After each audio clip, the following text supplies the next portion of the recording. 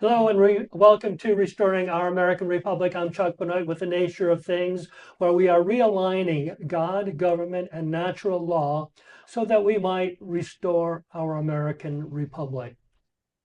Charlie Kirk warned that, and I quote, when people stop talking, really bad stuff starts. And then he goes on to encourage America to keep talking. And it would also be important for our Republican Party of Florida to keep talking as well. Recently, though, through a series of targeted rule changes, it appears that the RPOF has decided to expel Christians and Jews who belong to grassroots organizations from the RPOF instead of talking. These are MAGA Republicans genuinely responsible for the huge swing in the voter rolls, now giving the Republican Party such an advantage here in Florida. Rule number one of their rules of procedure was changed a little over a year ago, I think. Paragraph one of the new rules gives the chairman the authority to deem an organization in violation of this rule. And then paragraph number two gives the RPOF and county RECs authority to expel anyone involved with that organization. The Republican Party, the Florida Republican Assembly was deemed to have violated paragraph 1A for using their elephant logo, and B for using the word Republican in their name. There was a lawsuit that entailed, interestingly, not initiated by the RPOF. It was begun by an individual who was expelled for being a member of the FRA, and then the FRA signed on to that lawsuit as well. The findings? Well, it turns out that the FRA has every legal right to their logo and the use of the word Republican. So it would appear that the allegations against the FRA were invalid. However, the ruling also gave the RPOF to expel anyone they wanted to, and that is what they are doing. The initial claims were invalid, but the RPOF can go ahead and expel anyone they want, so they're expelling MAGA Republicans from the RPOF.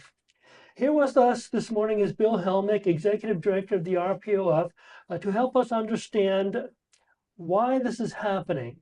Welcome, Executive Director Bill Helmich. Thank you, committeeman. How are you doing today, sir? Good. This is a personal live stream. It's not anything to do with the RPOF. And before we get too started, too far into it, Mike Levine. Good morning, sir. Morning, Chuck. It's great to be here, and I just want to thank Bill for taking the time to come on. It's really a great honor to have him on, and I'm looking forward to our little chat here.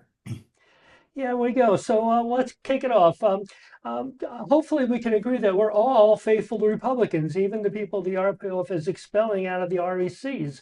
If you can remember, when the RPF was desperately trying to expand the party, it was probably around 2014, our Orange County REC chairman Lou Oliver, in a chairman's caucus meeting, proposed that the RPOF set a quota for bringing Blacks and Hispanics into the RPOF. Well, Donald Trump and the MAGA movement made that happen. And now we feel like we're getting thrown out of the party. And I guess, Executive Director Helmich, why does that make sense? Well, if people are thrown out of the party, there's a process, which is the grievance process. Grievances are filed according to people violating the rules of the Republican Party of Florida. And then that goes to a grievance committee that reviews it. It's, if after that is reviewed, if it's determined that an individual is in violation of the rules, Constitution or county model Constitution of the Republican Party of Florida, then they are either removed, suspended, or whatever decision that the grievance committee makes. Yeah, I guess the point, though, is that they're being kicked out for being involved with an organization that has been deemed to have violated the rules, but the lawsuit said that they didn't. That would be incorrect, sir. The judge didn't answer that. The judge did not invalidate that statute. The judge actually set that aside, and the only ruling that the judge made was on whether Mr. Lum could be removed from the Republican Party of Florida.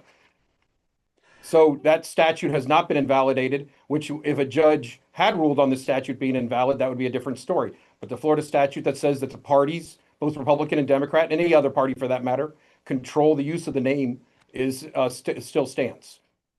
If you don't mind, Chuck, I'd like to weigh in on that a little bit. If you don't mind, is that okay? Yeah. Right, because we're not talking about the legalistic aspect of this. We're talking about the practicality of growing Republican voter registration. So right now, the Republican Party of Florida is in great shape.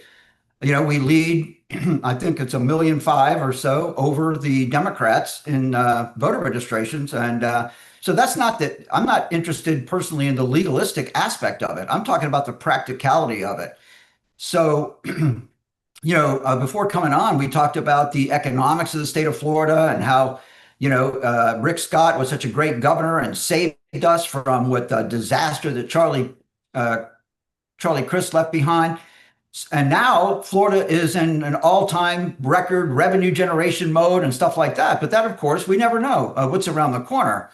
So especially when you start talking about leadership, you're talking about REC chairs, state committeemen and state committeewomen. And again, in the case of Trent Wayman and Miss Heisey, they were duly elected by the Republicans in their district. So I'm just wondering, in the event that something were to happen, that Democrats started picking up voter registration against the RPOF, wouldn't we want some of our most locally respected leaders to help us in times of that when we're not in such a great position as we are today, Bill? Well, I would agree with you. I mean, look at that most of this started over a year ago. Yet Republican voter registration continues to grow.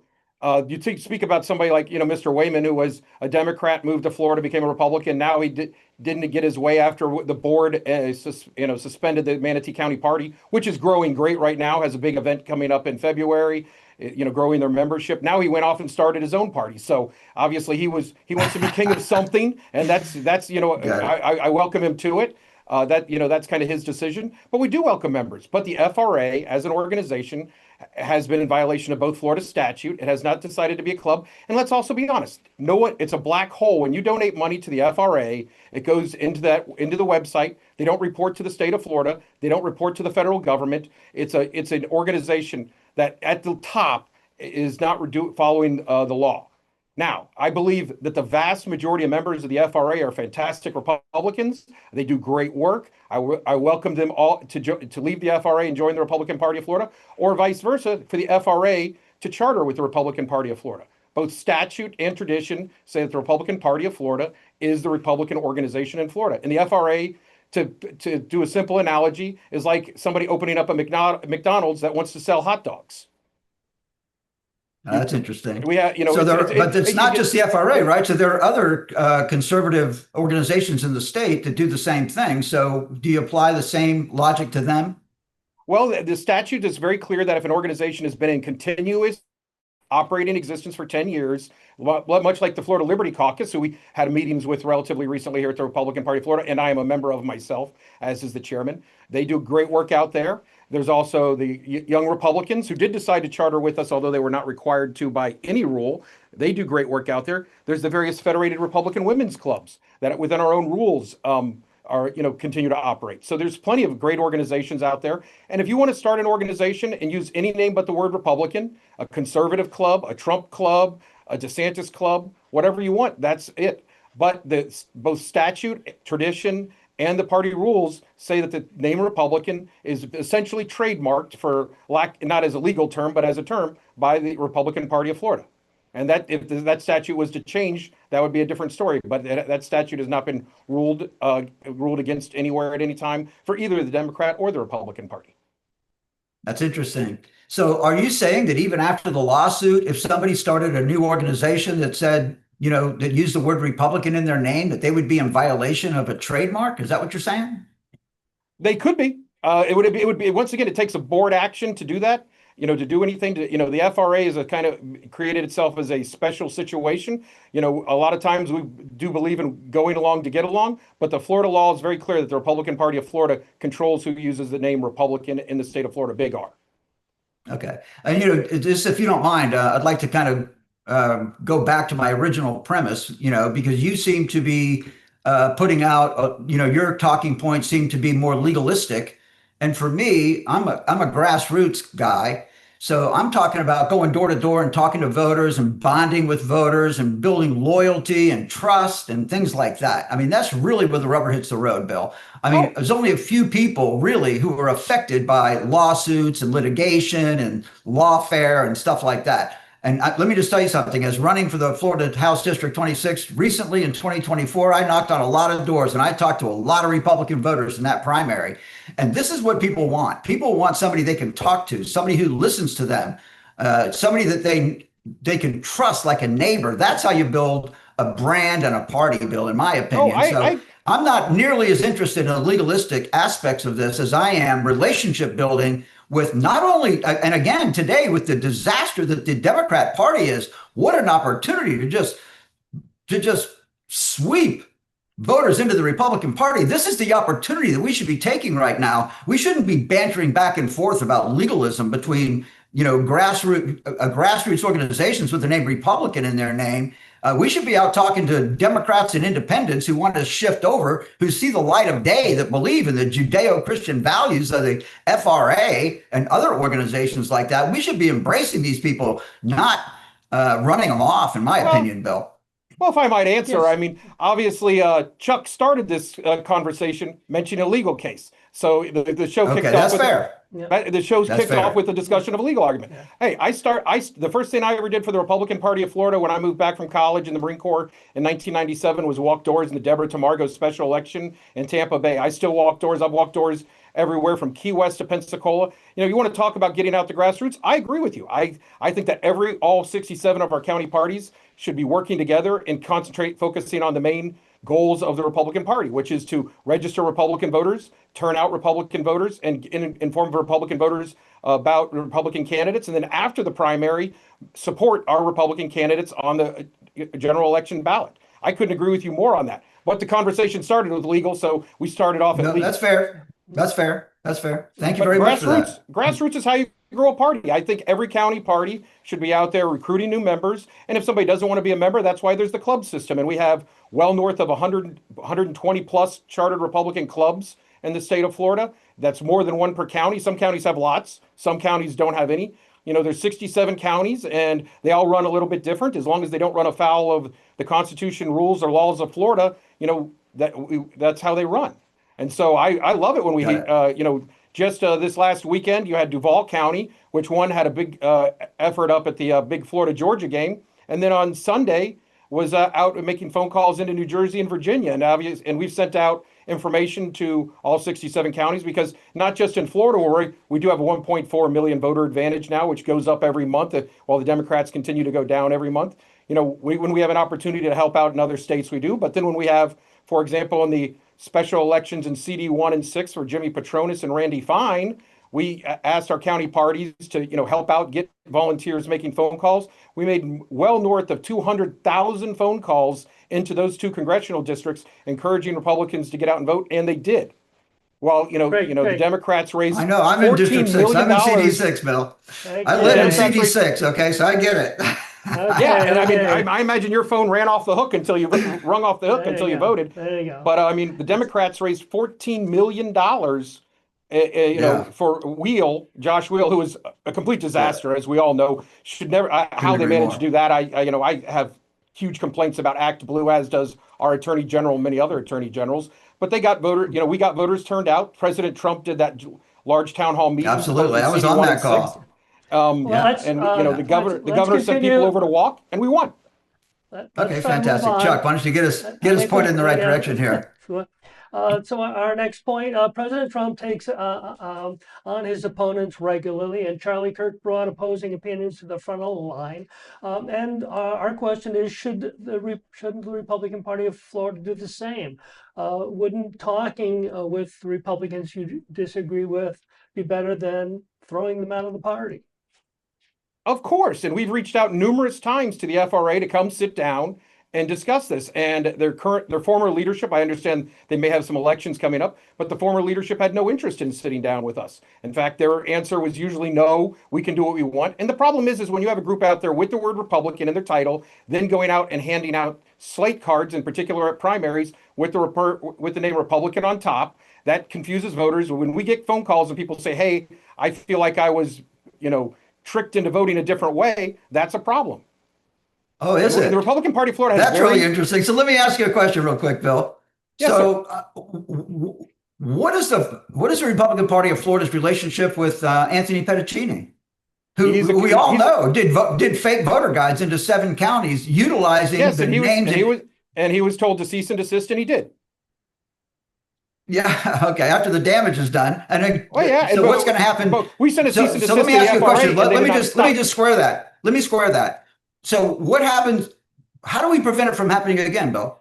Well, I do not think he will do it again. But how do I keep the FRA from doing it? We sent them cease and desist, and they continue to do it. He, on the other hand, I'm going to tell you right now that, as far as I'm concerned, we all need to be at the table. Okay, this is what Chuck is in his opening statement, as legalistic as it was. I believe that Chuck supports my point of view that we need to be talking, and we need. Yes. So let me just take you back to a little background. When I became the chairman of the Republican Executive Committee in Lake County, I was told, or my understanding of my role was to be the liaison between Republicans in my district and the party. So for me, Bill, in my naivety, I started having town hall meetings all over Lake County, and we put up, legal pads on, and started taking notes about what Republicans cared about. And then we started writing resolutions in our REC and sending them out to the people who could do something about it. And we were excoriated miserably for doing that. I mean, I was called out by Sharon Day and all of the leadership of the RPOF. We don't want to hear your opinion on policy. If you want to influence policy, run. That was the position of the RPOF. Well, have you heard of anybody being told not to do a resolution under the current leadership? Yes. Sharon Day was, who's been told not to do a resolution? Well, we don't, our chairman and our REC, and I'm going to tell you something, Bill, I've been around for the whole ride.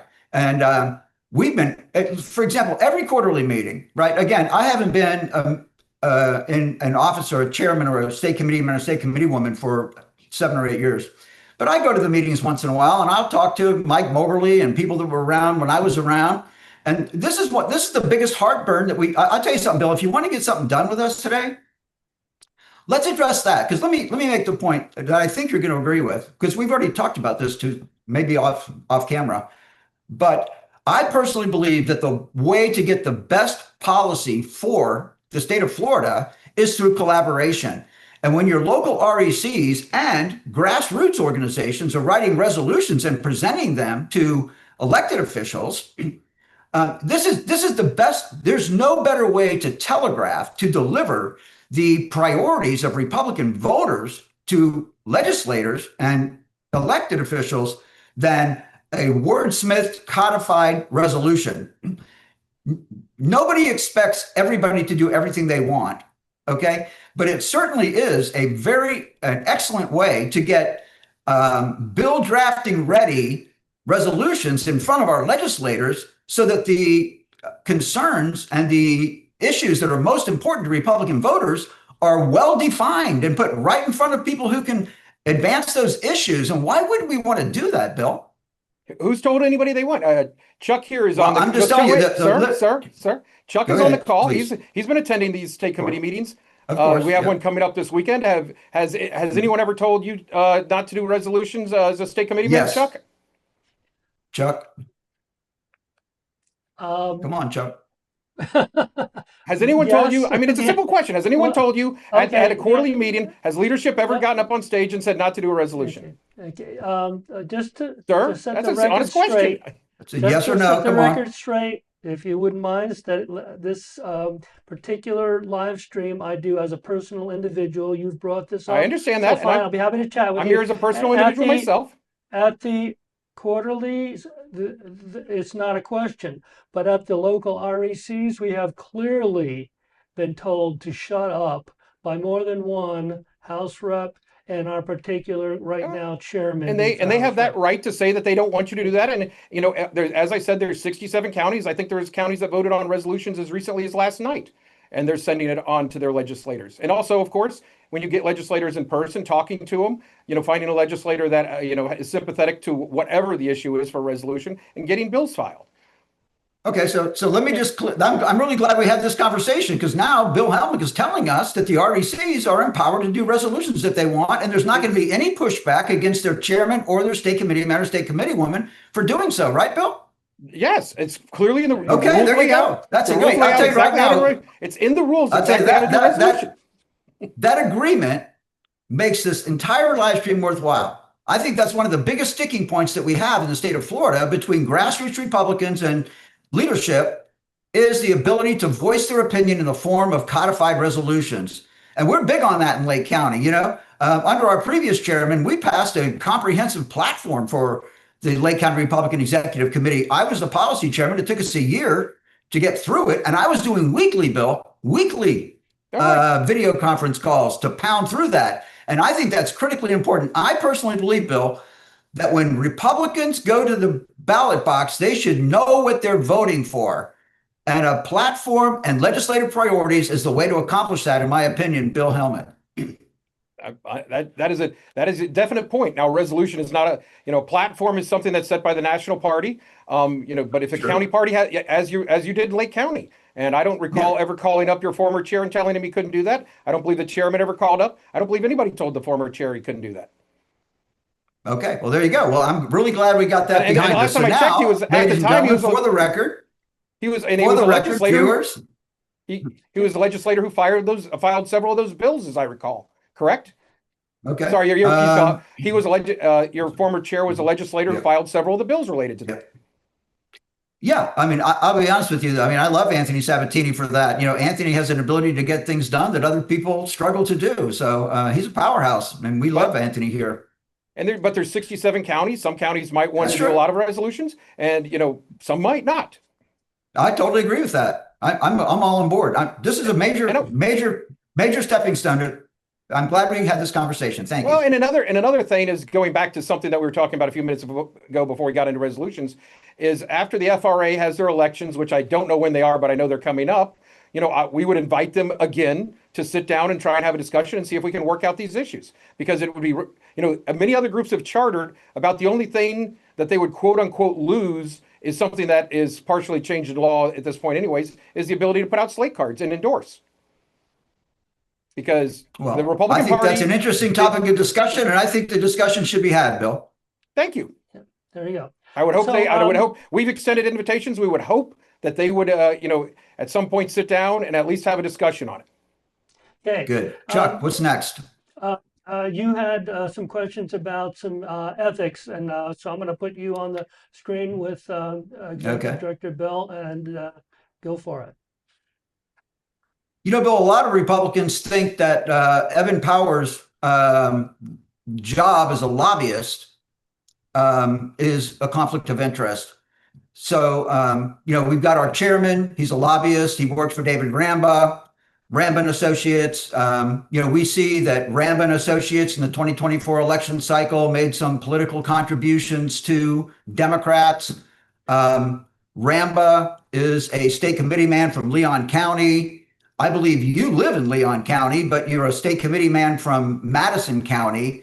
And I'm just wondering how that whole thing, especially, and let me just also critically important is how involved, like, for example, we're told at the Republican Executive Committee level that we're not allowed to get involved in primaries, but the Republican Party of Florida does, through that web of political committees that are run by Anthony Pettacini, Stafford Jones, and we follow some of that money that flows up through the RPOF, and then you get into the Florida House Political Committee and the Florida Senate Political Committee. And to have a chairman of the RPOF who's a lobbyist and a state committee man who represent the supervisors of elections in the state of Florida, I say we, because I must confess, I guess, that I share the opinion among many grassroots Republicans that having lobbyists running the Republican Party of Florida who have an influence over primary elections is a conflict of interest. What do you think? Well, I think that's ludicrous.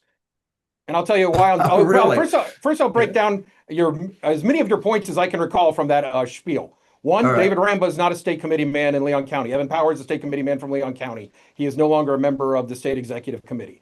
Two, I am a resident of Madison County. I would hold up my driver's license right now to show you my address. Yes, I also own property in Leon County. It's perfectly legal in Florida to own more than one piece of property. So that, that takes care of those two. As Evan Power was a registered lobbyist the first time he was elected chairman, Evan Power was a lobbyist when he was a re-elected chairman with only 19 dissenting votes out of almost 200 total, I believe.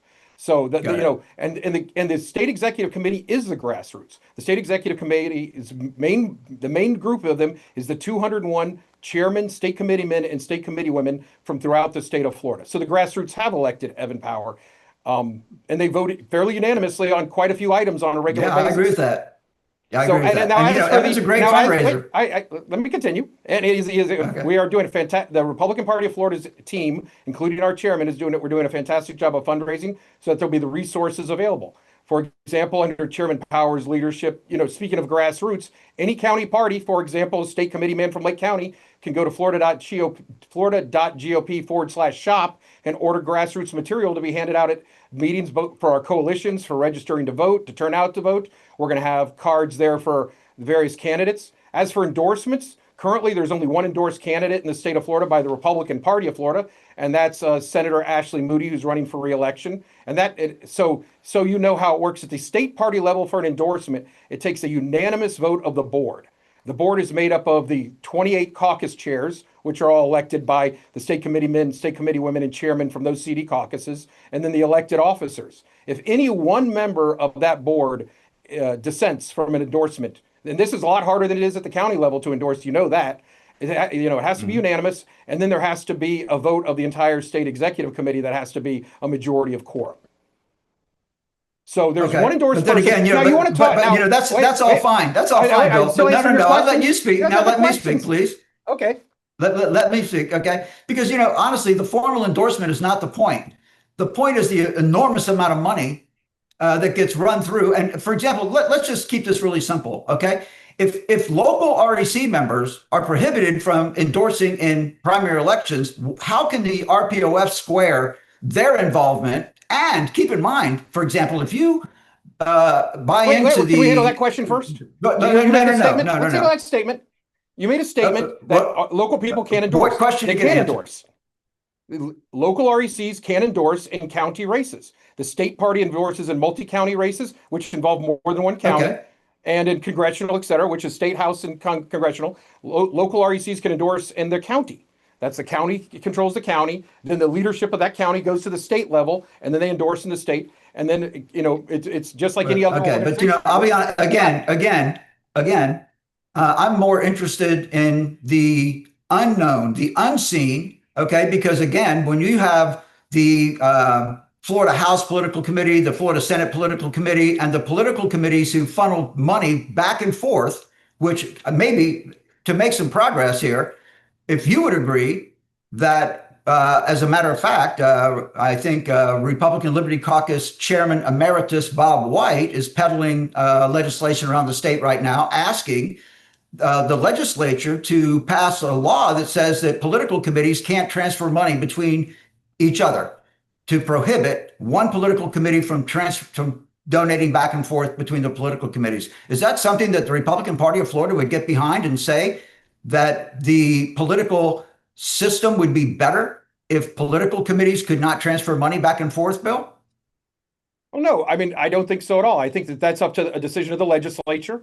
I think the job of the Republican Party of Florida, as I stated, is to get out, turn out Republican votes, register Republican voters, and win the elections. Now, let's talk about, you want to talk about dark money. You just said that there's all these committees, and you even mentioned that you can go online and track them. It's all public record. You know what's not. Well, it's hard. Record? It's hard though, Bill. It's not easy. I didn't say it was. You know what's impossible to track?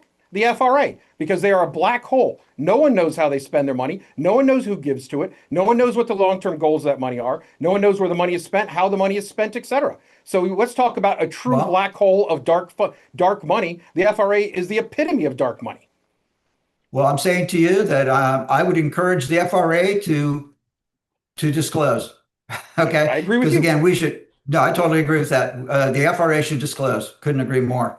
And as for the House and Senate campaign committees, I was not necessarily a huge fan when they were created, but they do exist under Florida law, and the Florida law allows them to exist. And as essentially subsets, as political committees for House and Senate races.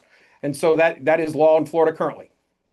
Yeah, I get it. And, again, this is the whole thing, Bill. When the government and, when the establishment gets so dominating over the outcome of elections, it just, you can't help but for the grassroots to have a little bad taste in their mouth, right?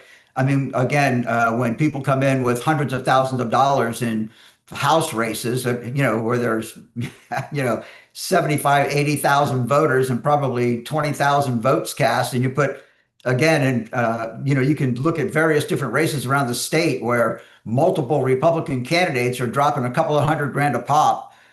And that's just their own money, not to mention the PAC money that's spent in these. I mean, it could very well be that in a House race with 75 or 80,000 voters, you're looking at $1 million, being dumped into these races. And, obviously the people with the money control the outcome in a lot of these things. And then when you add on insult to injury, these voter guides that were completely misleading. And then I couldn't agree more on the voter guides. That's why we sent cease and desist. Exactly. But the FRA did not cease and desist, while the gentleman you mentioned did not send out another one after that point.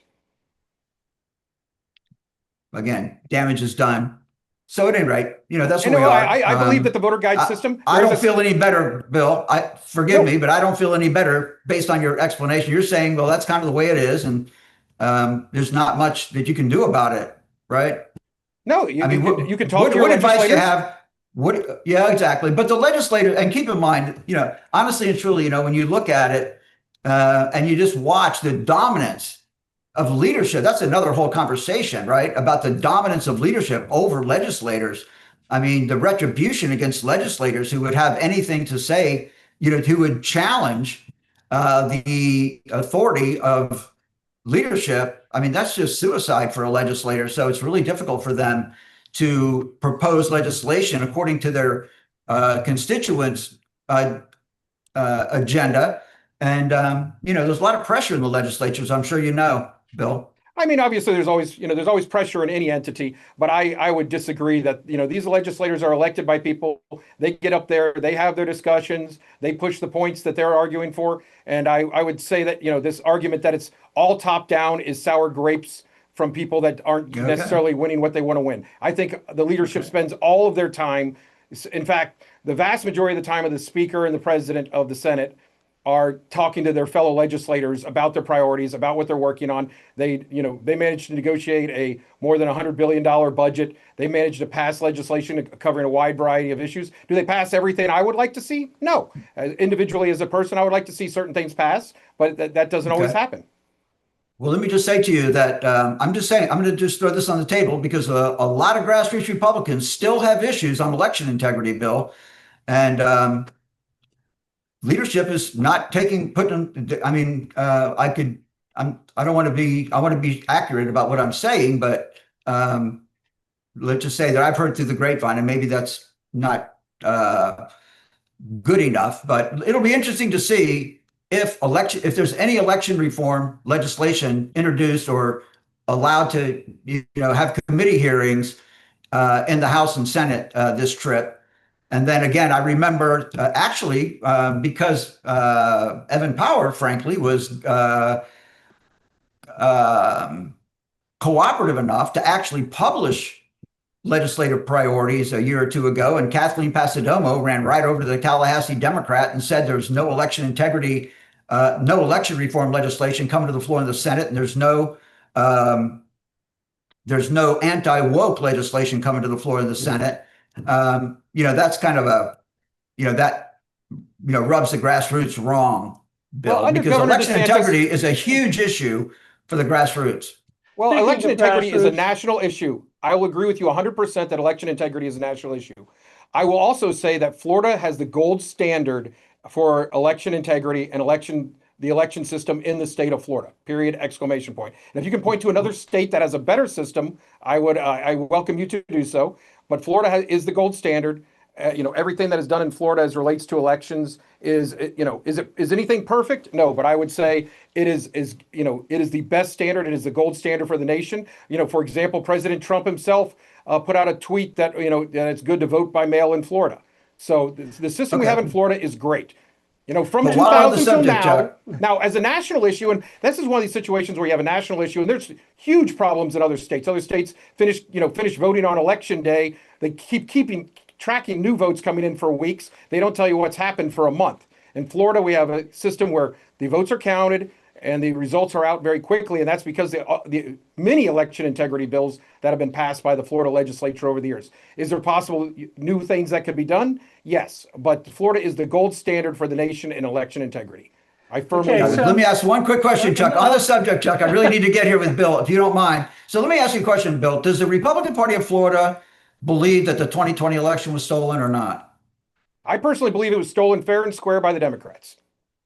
There you go. Perfect. Glad to hear that. Now, let me ask you a question. January 6th, was that an insurrection By the way, or we not? should remember. Wait, let me remember one. Let me go back to the last question first. And no, January 6th was not an insurrection. But to go back to your last question, the election seems, as I say, was stolen fair and square in many states. In Florida, President Trump won, and in fact, we knew he'd won by about 8:30.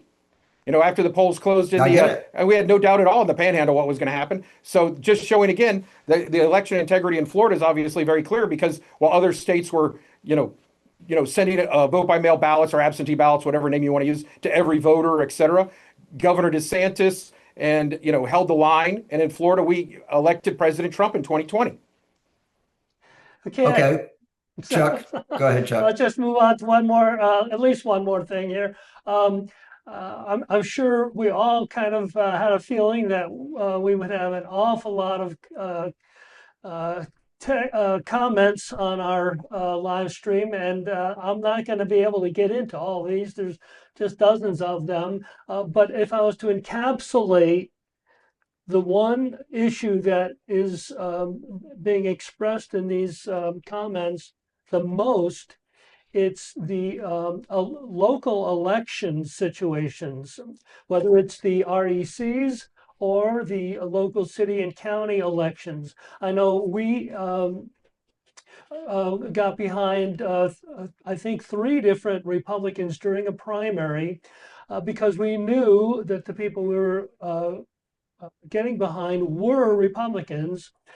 Just a little comment from at one point I was at one of our booths, registration booths, and a lady came up to me and said that she was the ex-mayor of the city that I was in, and that she was thinking of running to be mayor again. That she was a Democrat, and she was told that if she really wanted a good chance to get elected, she should register Republican. And she asked me what my thoughts were.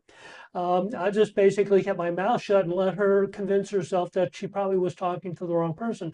But the reality is, there are a lot of people out there that recognize that if they're on the Republican ballot here, especially in Lake County, that they have a far better chance. And those of us who've been around a while and we can pick them out, why can't we get behind the people that we know are Republicans? And I think Manatee County did an excellent job in getting a lot of people that they wanted elected because they felt they were the best Republicans in their counties, and they were excoriated for it. And so these are the questions that are, again, as a whole, that we're getting a lot of.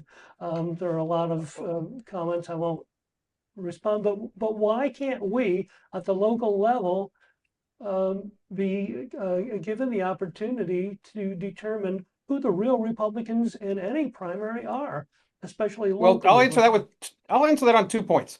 One is the law in Florida is you cannot run as a Republican unless you have been registered for 365 days prior to qualifying. So that's a more than a year and a half out from the election. And again, as any member of the state executive committee, including state committeemen from Lake County, would know, that the local county party can endorse in local city and county elections. There's rules for it. That's part of the rule. It's Rule 8 in the rule book that any state committeeman from any county, including Lake, would receive, that would lay out, the procedures for endorsing at the local county. So you 100% can do that. Now, in multi-county races, which would be state house, state senate, statewide races, and congressional races, that goes up to that state level, which to do an endorsement has a very high bar. As I discussed, you would have to have unanimous from the state board, as well as a vote of the entire state executive committee. Last election cycle, I think there were 3 or 4 races that were there were endorsements at the state level. And this cycle so far, there's only one. No matter how many accusations there have been others. There's only been one endorsement so far, and that's our Senator Ashley Moody, who was both made a senator from Attorney General by Governor Ron DeSantis, and it has been endorsed by President Donald Trump, which I think shows a lot of support for her from a wide base of Republicans, and that's why she was able to get a unanimous vote of the board for that. So again, I would just comment that we do that. I mean, Chuck, so we did support, and again, I personally believe, particularly in these nonpartisan races, and in Lake County, we have a history of doing this for many years. We support Republicans in nonpartisan races in Lake County, and I think we should continue to do that. That's how we build a bench. Yeah. Exactly. Now, one thing I will say, though, is what we don't like to see, and is not the best use of how the party should work forward, is when county parties or even the state party spends the vast majority of their money in a primary, and then all of a sudden you get to the general election and the Democrats have a war chest, and now everyone's calling other people looking for money to fight the war, because the money that the Republican Party raises, I think the vast majority of donors, both at the county and state level, feel should be used to defeat Democrats. The goal of the Republican Party, while we have to have our primaries, we have those family discussions, somebody wins and somebody loses, everyone should be getting behind our Republican nominees in November in the election cycle. And I think county parties I'll be honest, Bill, keep their powder dry and go into those November elections. and I totally agree with that 100%. I think that the Republican Party of Florida and the Republican House and Senate should stay out of Republican primaries 100% and let the voters who vote in each district choose their standard bearer. Bill. That is definitely your point. Once again, the job of the Republican Party of Florida is register Republicans and turn out Republicans on election day.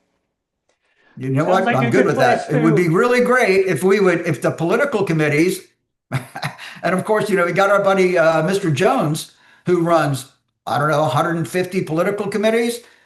So all of them registered with the state of Florida and reporting, unlike the FRA. I understand.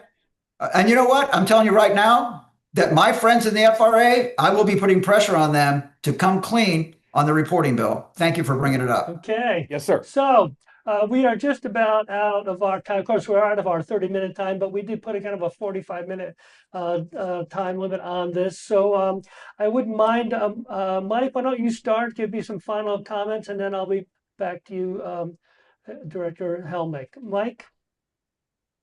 Yeah, the big takeaway from me from this opportunity, I just really want to thank Bill for coming on. I personally am very gratified by the conversation we had. And I will tell you something, Bill, I am a 100% advocate that we should all sit around the table. REs, of course, the RECs do it through their quarterlies, but with the conservative grassroots organizations and stuff, I think we should have a summit. We probably should do it annually with all of the conservative organizations, invite them to come around, sit around the table, have these dialogues. And I will tell you something, I think that we're not as far apart after having this conversation with you today as I thought we were going in.